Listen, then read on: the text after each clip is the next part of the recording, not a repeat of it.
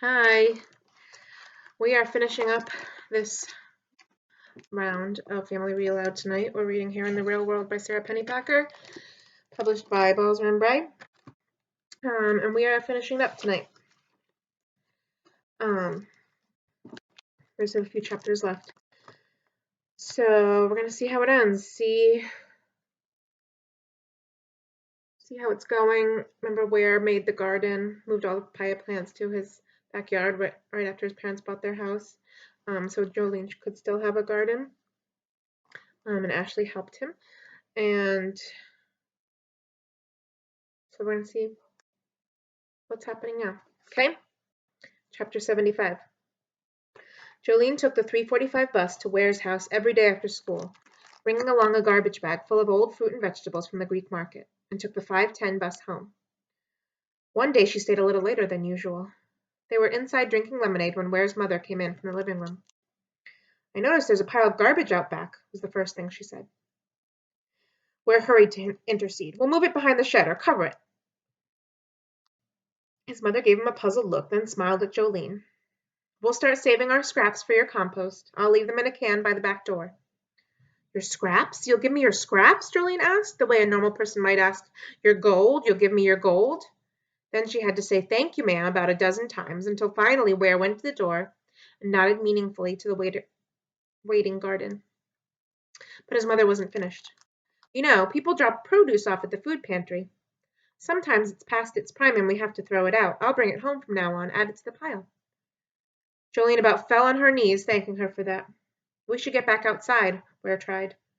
But his mother held up a finger. She opened the drawer under the desk and drew out the fresh red school year planner she'd bought for Ware.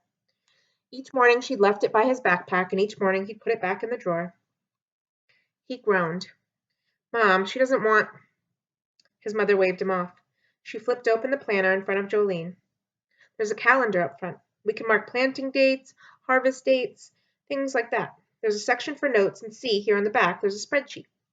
We'll keep track of what you get per pound, profit, and expenses." Ware tried to catch Jolene's eye, to mime to her that she could just ditch the planner. Jolene lifted it as reverently as if it were sewn together of butterfly wings. "We?" she asked. "You'll help me, and I can keep this?" And Ware realized he had just gotten his sibling wish. Half of it, anyway. Just then Ware's father stuck his head in from the living room, smiling in pride. "Garbage, a planner, and some help," he confirmed what his miracle of a wife had organized. "A hat trick." Jolene spun to him, clutching the planner to her chest. "You know hockey?" she asked, breathless with hope. Ware's dad clapped his hands together and rubbed them. "Season opener is in 3 weeks. Save you a spot on the couch?" Chapter 76. Jolene didn't change the message on the sandwich board even after Ware showed her the bag of letters in the shed. He'd also told her she could get rid of the picnic table, make room for more plants, but she'd kept that too. Crouched under the table, knees touching, they'd said whatever had to be said. "Walter got the bill," Jolene said the first time. "Apparently water's not free." "So do we have to pay him back?" Jolene laughed, a thing she did so often now. Ware was getting used to the sound. "He says I have to flatten boxes for him for the rest of my life. He says you have to help too." It took Ware another week to get up the courage to ask what had to be asked. "Did they clear the lot?" He wrapped his arms, bracing himself. "Nope, they worked in the front for a couple of days, but then the police came and made them stop." Ware straightened so fast he hit his head. "The police? How come?" "Wink." "Sir Wink, the turtle?" "Nuh-uh. Tortoise. Apparently Wink is a gopher tortoise." "Well, so?" "So Ashley showed your film to her Audubon group. One of the bird ladies jumped off the couch when she saw Wink and shouted, 'Whoa, whoa, hold it right there, that's a gopher tortoise!' The good thing about them is they're on the threatened and endangered species list." "How is that good?" "Well, it's not good for Wink, obviously, but it meant they had to stop clearing the lot until they could get a wildlife expert to come out." The bulldozer guy was not happy. "Wow, so maybe the lot could be a refuge. Maybe the community center could still have some of it. He would rename his film Saved by a Tortoise. They could—" "Nope.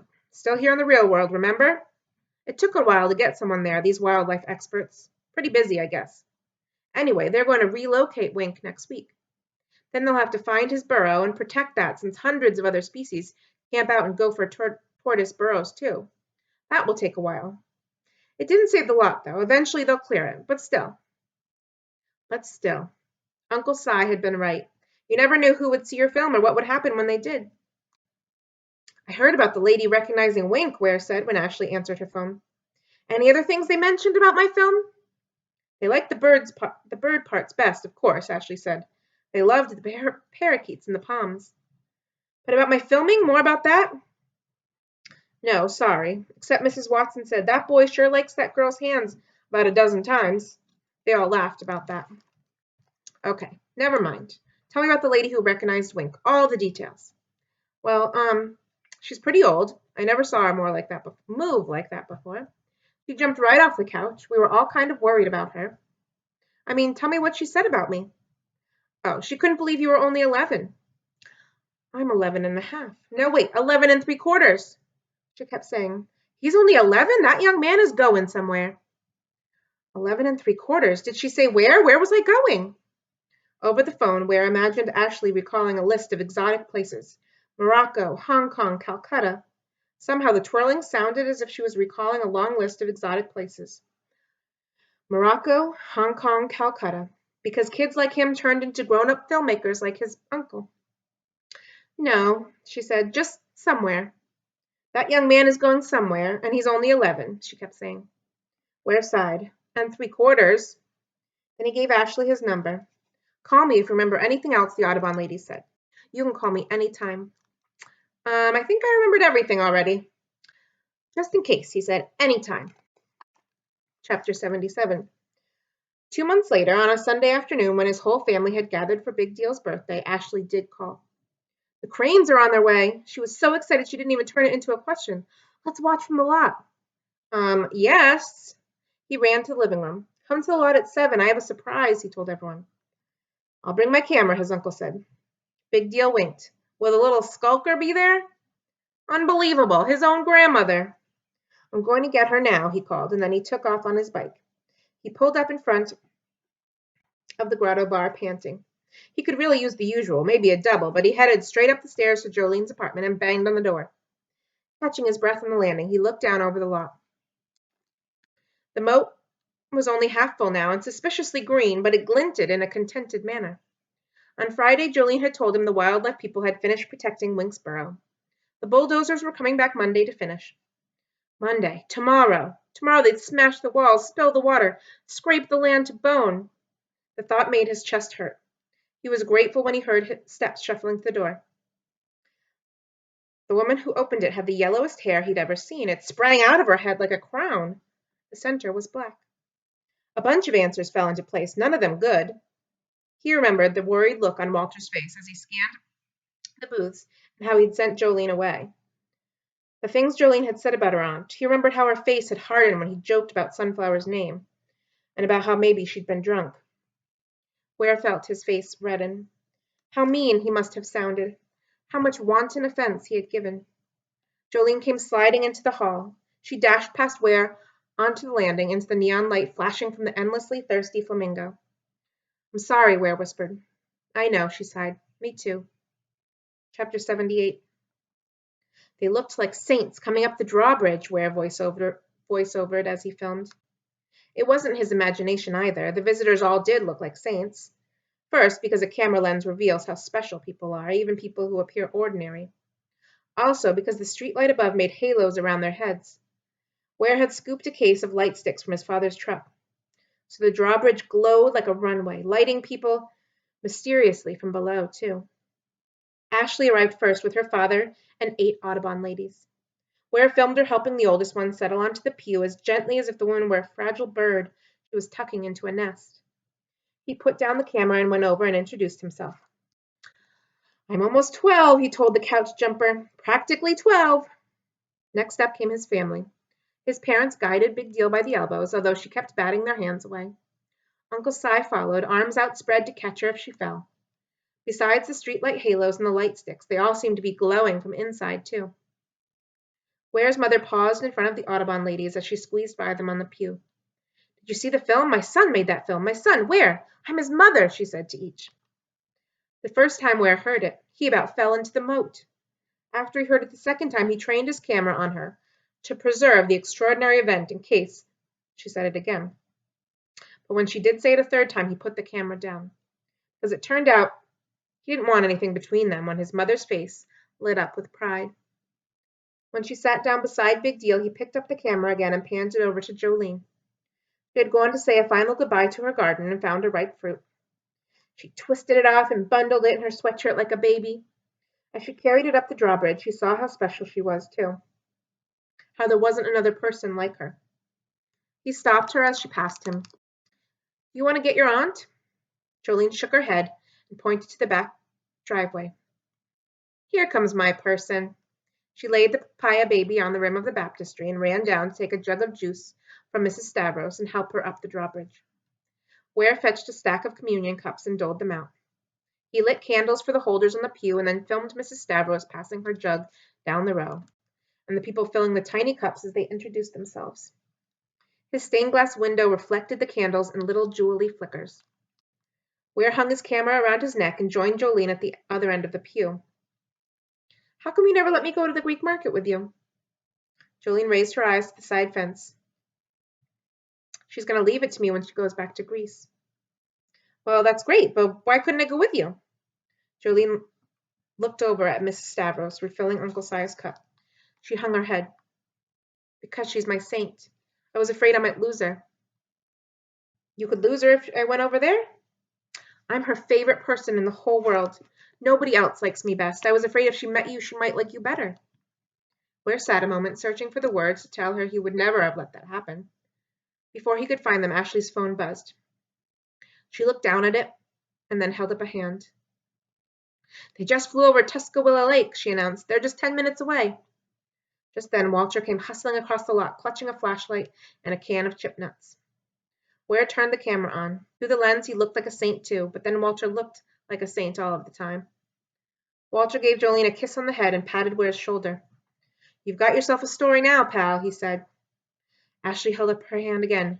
2 minutes. The crowd grew still. Ware folded his hands on his lap and looked up. The rising moon was almost full behind the clouds, the sky deep violet. He remembered a twilight like this at the beginning of the summer, when he had lain at the bottom of a pool, watching a bird carve the sky, wishing for someone to share the sight. They heard the cranes first, trumpeting their prehistoric cries. Ware lifted the camera to the north sky, and then there they were, 100, 200, 1,000, and more! Wave after wave, printing the sky like live hieroglyphs. The air thumped with the beat of their wings, and the 3 queen palms fluttered skyward, raising their fronds in praise. Ware stood. He slipped out of the pew and over to the back of the foundation, still filming. He panned the camera down over the moat, and as he did, the moon emerged and the water, flashed silver, reflecting the flight of the birds and himself. Ware felt as if he had climbed the world's tallest watchtower, because suddenly he could see the whole picture. He saw that Walter was right. He had himself a story now. But it wasn't just his story. It was the story of the cranes and the story of the lot, and it was Jolene's story. And Ashley's, and the story of everyone gathered here tonight, because all their stories were one. Suddenly Jolene was beside him. Without thinking, Ware let his free hand reach out and find hers. He held his breath. Jolene curled her fingers around his and squeezed. And then she said exactly what he was thinking. Now this place is holy. Ware squeezed back. He trained the camera on the last of the cranes. He knew how those birds felt, those birds beating their way home, just as they had for millions of years, to a place that always let them land softly. Ware knew exactly how they felt, because at that moment he had wings. You see that? He asked. Not in his head, not in a whisper, but in a voice that everyone heard. Wow.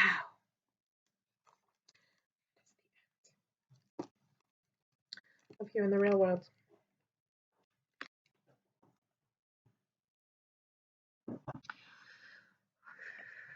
I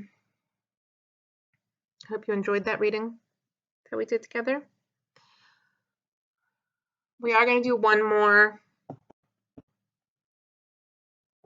family read aloud.